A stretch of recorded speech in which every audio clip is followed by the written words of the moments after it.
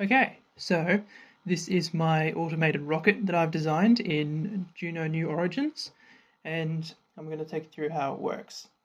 So, first step here is the launch sequence, and I found a preferred launch profile from Kerbal Space Program where it's like a sideways parabola, and the way I used to launch my rockets was just by sort of tweaking the angle of the heading as you go along. But this way, it's like a sort of mathematically programmed into the height of the rocket, so it points at a specific direction relating to the tangential of the differential of the angle. And there's the programming for that. So then as we launch, we can slowly see that it starts to tilt over according to that calculation. What we want to watch for is the apoapsis, because the programming turns the rocket off once the apoapsis reaches 100 kilometers. Had a bit of problem with tweaking the main engine, so it's to do with getting the size right and things like that. So I had to set it so full throttle was 80%, but it works. I think it works right. And we can see here the rocket slowly leaning over to about 45 degrees. I don't think it ever perfectly goes flat because there's always some vertical component, but the green line, the green cone and the green circle is the prograde and the retrograde heading.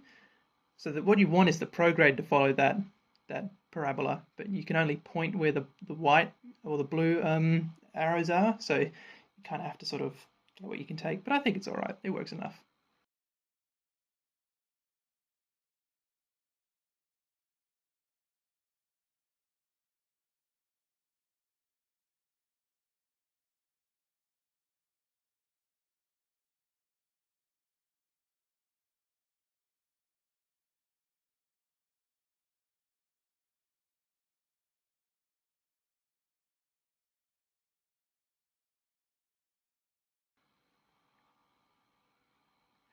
And we can see the air density reaching 0 grams per cubic meter, and that's when the second stage will activate after the first stage reaches 100 kilometers in altitude.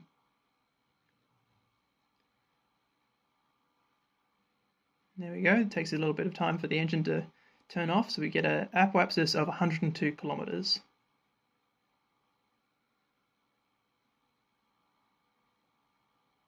We can see the rocket slowly swinging back because there's not really any gyroscopic control in that, so it's just relying on the very low amount of aerodynamic stability, and as we are less than a gram per cubic meter, there's not much of that.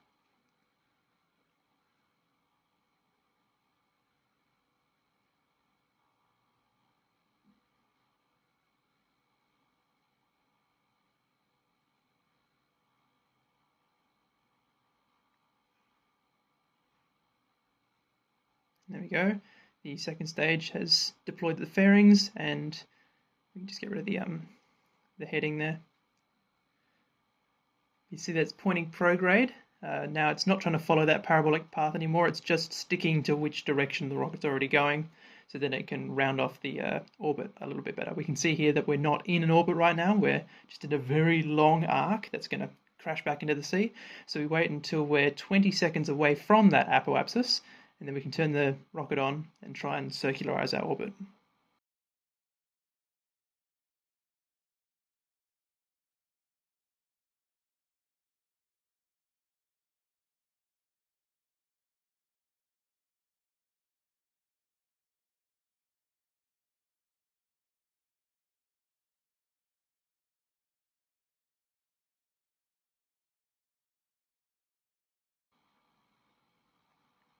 So we can see that it's going to take a sort of like stuttering path where the rocket's always going to try and stay behind 20 seconds to apoapsis. There we go, the engine's just turned on. But 20 seconds behind apoapsis, so that means if the periapsis, or the lowest point in the orbit, isn't above or at 100 kilometers, that means the engine's going to be on unless we're within 20 seconds of apoapsis. So it's sort of going to be on, off, on, off, on, off until we get very close to the end, and it's going to be very sporadic, which is nowhere near how actual rockets work. I don't know if you can turn them on that many times, but it works for this game at least.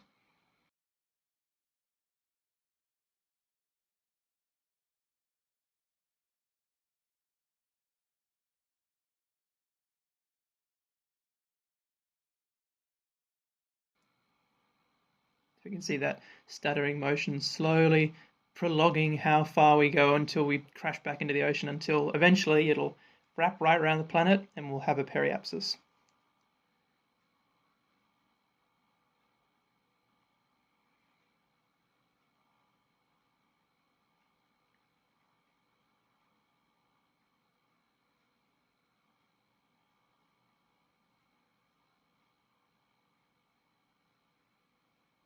There we are. We've got a periapsis that's slowly rising from sea level up to 100 kilometers. And we can see with each burn, very slightly moves the periapsis, or the apoapsis, sorry, the green arrow, slightly forwards, which is preventing the rocket from turning on again. So you can see as we're getting very more sensitive and very tiny changes in the periapsis, we're having to turn the rocket on less amount of time, just so we're staying behind that 20 seconds.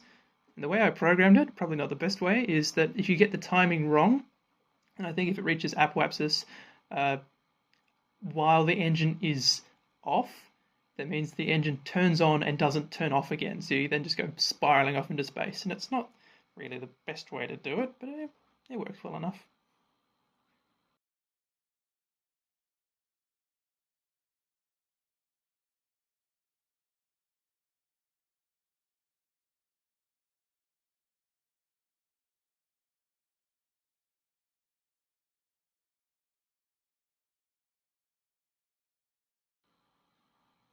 So there we are. We're in a nice stable orbit. Got the engine turned off. That was lucky. It didn't jam on. So now we have to go and create a translunar burn, which I can't do automatically because I don't know enough about astrophysics to program it. So it's a bit of trial and error just manually, but I think it's not too dissimilar to what real rockets do. They do a lot of the launch part automatically, and then I think they do this part with a bit of maths from the ground. So it's not too far off from what actually happens. You can see there's me just trying to fine tune it so that we're not too high, not too low, or going to smash into the planet. You have to find a sort of sweet spot where it doesn't, like the pre-programmed lunar orbiting program doesn't like just get confused and throw itself into the ground trying to raise the apoapsis. I can't program in priorities, or I guess I could. I just don't know how to. But yeah, you just got to get it as low as you can without having too little wiggle room, really. And the rocket's following that path we've decided. I've majorly over-engineered this rocket so that it has a lot more delta V than it needs to.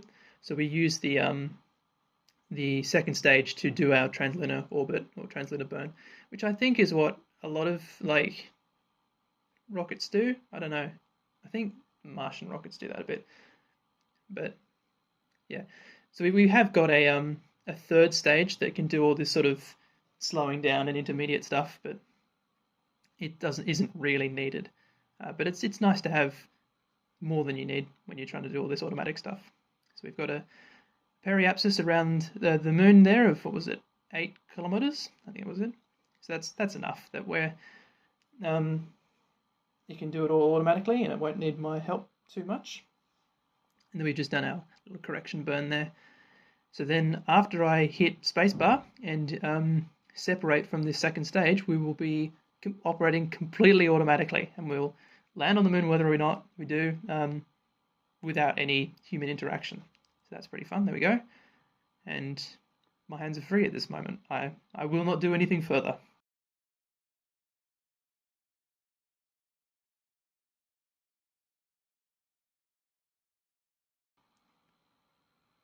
So then once we reach the sphere of influence of the moon, we will totally be separated from that second stage. And the rocket will automatically follow a retrograde path around the moon, and will turn the engine on once its vertical velocity relative to the moon becomes 0. It goes from negative up to positive.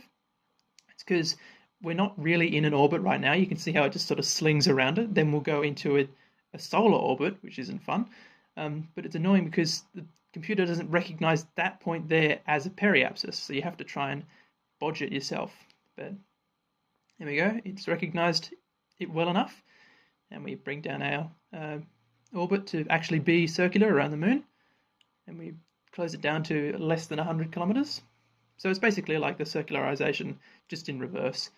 And then we're around the moon. And we'll warp around here so that we can get back to our periapsis.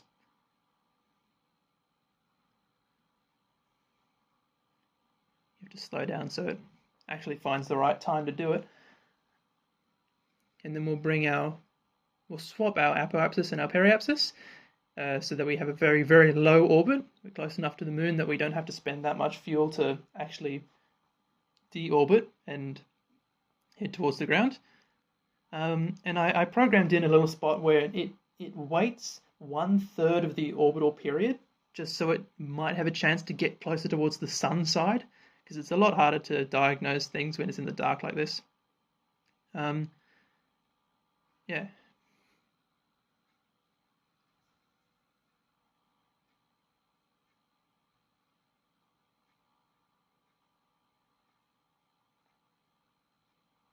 So what we're doing now is just waiting until we get to that side of the moon.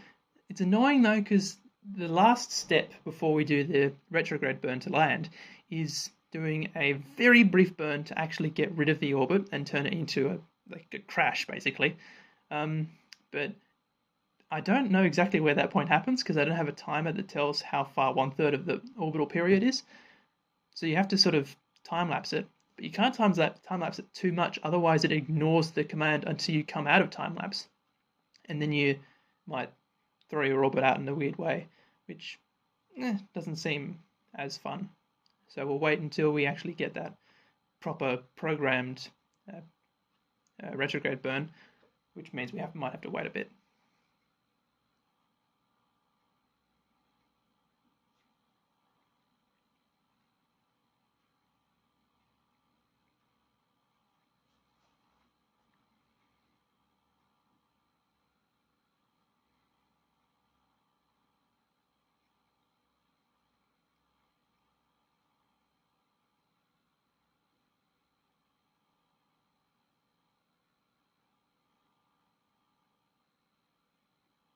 And there we go. There was our very, very brief retrograde burn. And now we're separating to the landing stage. The numbers at the top mean it's basically a countdown to how long until we hit the ground. It's only in the vertical component though, so it's not ticking down at exactly the right speed. It should work if we were just falling, but this is, yeah, it sort of simulates the worst case scenario. And it makes sure that we start our engines when our stage burn time is just less than the amount of time it takes to hit the ground. So that means if we have enough delta V to stop, then we will do it in the right time. We won't stop in the middle of nowhere and then fall for 1,000,000 years.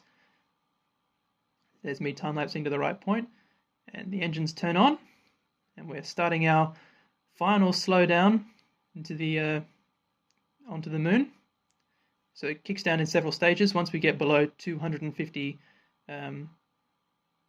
resultant meters per second, combined meters per second, we go down to 25%, and that takes us down to, I think, less than 10 meters per second.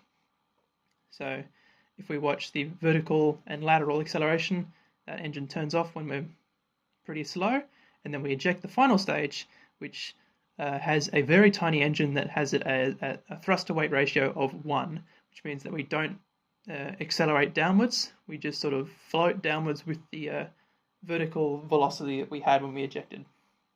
So that's the fuel tank crashing into the ground there. And you can see down the bottom, we've got our above ground level count. We're slowly dipping down lower. And I couldn't include any shock absorbers on this design because it's way too small and all the shock absorbers are too big. So as long as it doesn't explode on the ground, I'll take that as a success.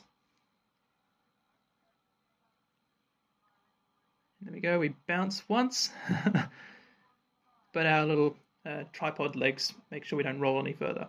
And one of the lights is sticking straight up, so that's pretty good. And there we are. Fully autonomously, maybe not the most stylish or elegant way, but there we go. We have landed on the moon with only a few manual interactions. So I think that's pretty cool.